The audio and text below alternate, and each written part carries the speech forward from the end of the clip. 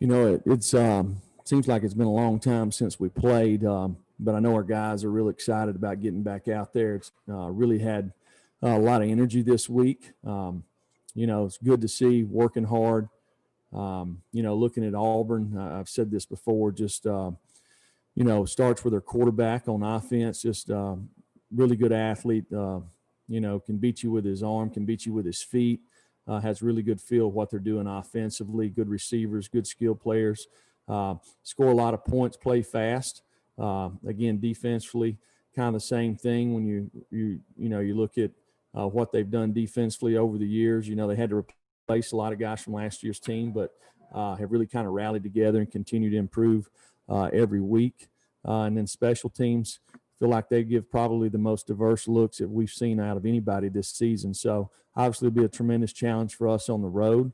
It's a great opportunity for our football team and our football program, and our guys are excited about going and playing. Questions? We'll start with Austin Price. Coach, obviously you remember Tank Bigsby from when you recruited him last year, but what's he do well, and what will you guys have to guard against with his game? Well, it's interesting. I was watching tape this morning, and we recruited Tank out of high school, and I see where he got the name Tank. Guys bounce off of him. Probably one of the more physical runners in our conference. He makes a lot of guys miss, runs through contact, lots of yards after contact, returns on the kickoff return team. He's the returner, so he's got really good hands, but playing really well for a young guy. All right, questions. We'll go to Trey Wallace, then Gustavo. Hey, Jeremy, would you say Jarrett Garantano is getting near 100%, and how do you feel like he's played over the last couple of days of practice? Yeah, I mean, Jared is back. I think he's had a good couple of days here, just getting back into the groove, so to speak. So I thought our whole offense can see him making some strides there, which is good to see. Seems to be more confidence on that side of the ball with practice this week. So I'll be anxious to see him play on Saturday. Gustavo?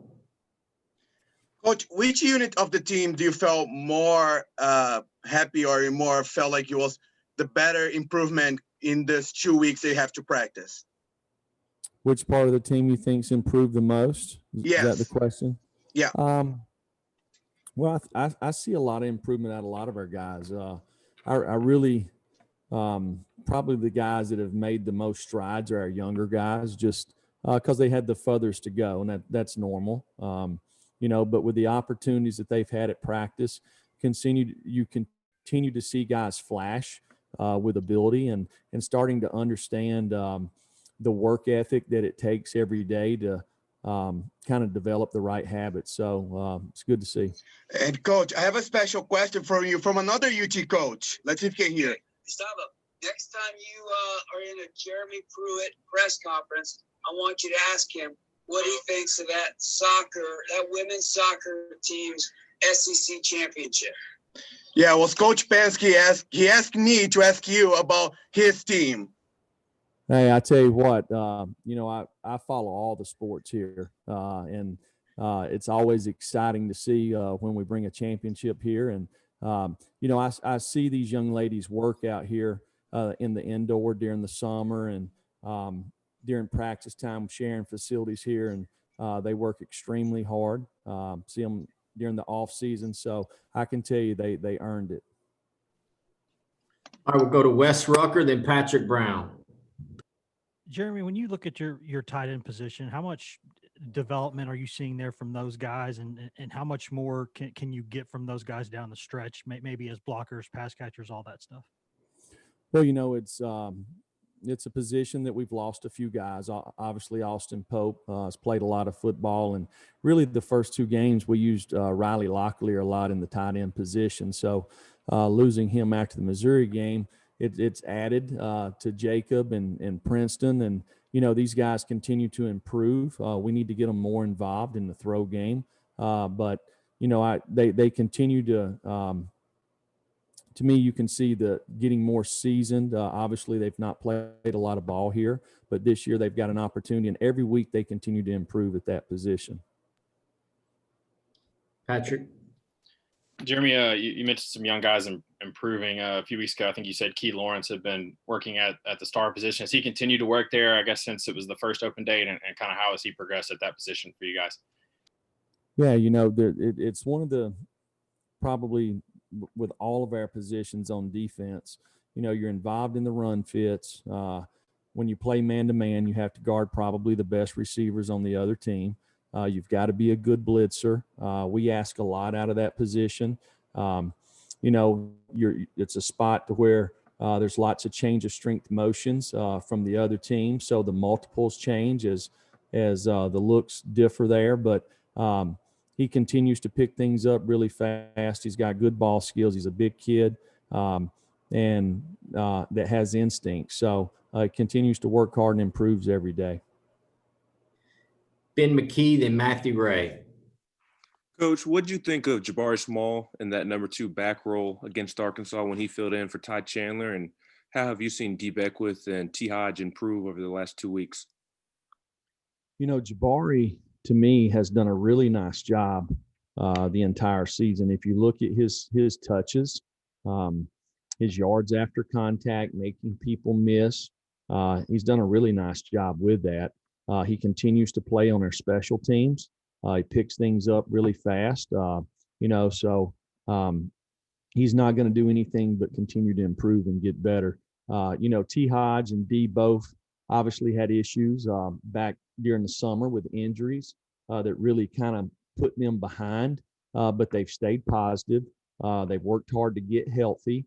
Right now, both of them are bouncing back and forth from the scout team to the ones and twos. They're bigger backs that have a little thump to them. So, I noticed when they run against the defense over there, when those guys go to thud them up, you can tell they're heavy. So they're guys that will continue to improve the more reps that they get. Matt? Hey, Coach, Greg Emerson was a guy that started 9 games for you guys last fall and appeared in, I think, every contest. Has he been limited, like, due to contact tracing and stuff like that? Or why have we not seen him as much this fall, I guess is what I'm trying to ask. Yeah, so, listen, there's this whole pandemic has affected all of us differently, right? I just, for some reason, Greg was in a little bit of kind of a funk or whatever. He didn't have a really great fall camp and just kind of jump starting and getting him going. But really over the last 3 or 4 weeks, I've seen a guy that's really worked hard every day at practice to be a good football player. And he knows it, he sees it. So, kind of, it looks like he's kind of back to his old self a little bit. So that's good to see. He's walking around with a smile on his face. So I'm glad to see that. Thank you. Eric Kane. Hey, Jeremy, you said earlier this week that you're about as healthy as you've been in quite some time. So for guys like Alontae Taylor, Jameer Johnson, Ty Chandler, how have they progressed over the last 2 weeks, and should they be available to play on Saturday? Well, they definitely have started back into the practice routine. So it's looking promising. So hopefully over the next 2 or 3 days, they can continue to improve and get closer to 100%. David Ubben. Jeremy, they just announced they are extending the dead period for recruiting through April 15th. I'm just wondering, what's kind of your message to recruits right now when they can't see anyone head-to-head or face-to-face, and what does that kind of look like in terms of how you kind of help them make their decision and recruit, and just that whole process when you can't see a guy face-to-face for over a year now? Yeah, it's I think everybody understands the reason why. And, it's very unfortunate, but, we're trying to adapt. It's unfortunate for the recruits, really, and especially for the ones for this year. Lots of them didn't even get to take trips, or maybe they some of them may not have ever been to a college campus, and they've got to decide where they want to go to school. And, it's, to me, we've worked hard to try to build relationships and kind of take our campus in Knoxville to them wherever they're at, and the people that kind of are involved with our players, throughout our program, from Joe Scoggins and his crew in academics, to Rachel Feaster and nutrition, to Geronimo and Dr. Klink with our athletic training, our player development guys, Patrick Abernathy, Kerry Stevenson, Kevin Simon, our staff, our recruiting staff. So there's a lot of people here at the university that help our student athletes, on the field, off the field, and throughout life. I mean, we've really used Ashley Smith.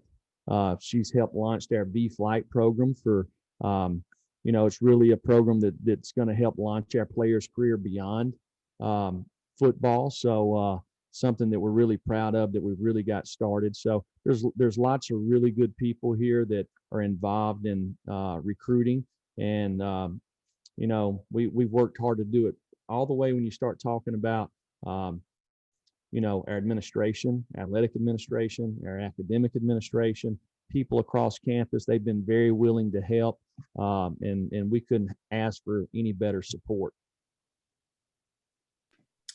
Any other questions? All right, thank y'all.